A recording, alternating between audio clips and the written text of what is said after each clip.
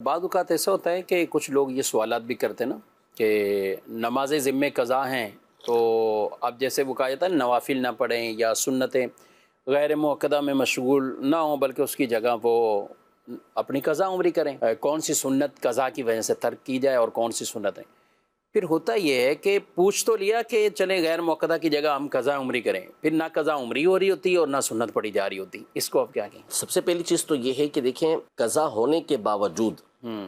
نفل پڑھنے کی اہمیت کو آپ اس سے سمجھ لیں کہ حدیث مبارکہ موجود ہے ترمذی شریف اور دیگر کتابوں کے اندر کہ قیامت کے دن بندے کی جو نمازیں ہوں گی، جو فرائض ہوں گے، اس کو دیکھا جائے گا۔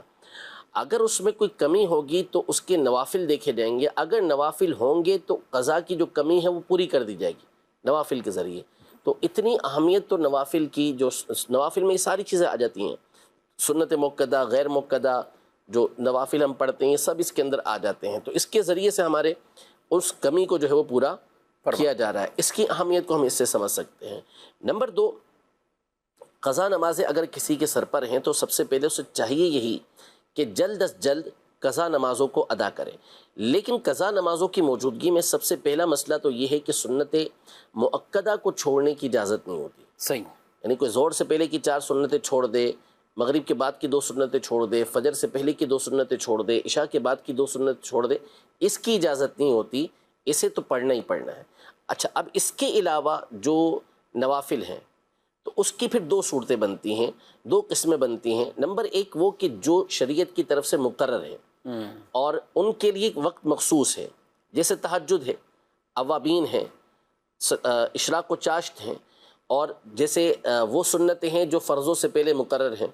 کہ ان کے لیے ایک وقت مقرر ہو گیا، ایک خاص فضیلت ان کی بیان ہو گئی، چاہے غیر موقدہ ہی ہو۔ موقدہ تو چھوڑ ہی نہیں سکتے نا، جی ہاں، غیر موقدہ کی ہی بات ہو رہی ہے۔ تو ایک وقت مخصوص فضیلت اس کی موجود ہے، اور اگر یہ وقت نکل گیا تو اب اسے نہیں پڑھا جا سکے گا۔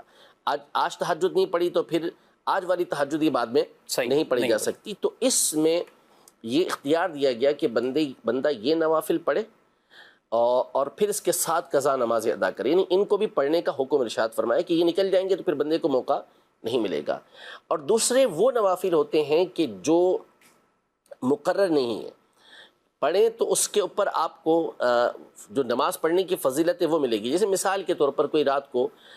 جو ہے وہ عشاء کی نماز کے بعد مختلف قسم کے نوافل پڑھتا ہے، صحیح،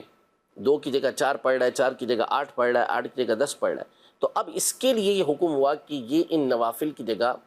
قضا نمازوں کو ادا کرے۔ صحیح، یہ اس کے لیے زیادہ اہم ہے، اور جو مقرر نوافل ہیں اس کی جگہ بھی وہ قضا نمازیں پڑھ سکتا ہے۔ ہاں، سنت موقدہ کو چھوڑنا اس کے لیے درست نہیں ہوگا کہ سنت موقدہ چھوڑ کر یہ قضا نمازیں ادا کرے۔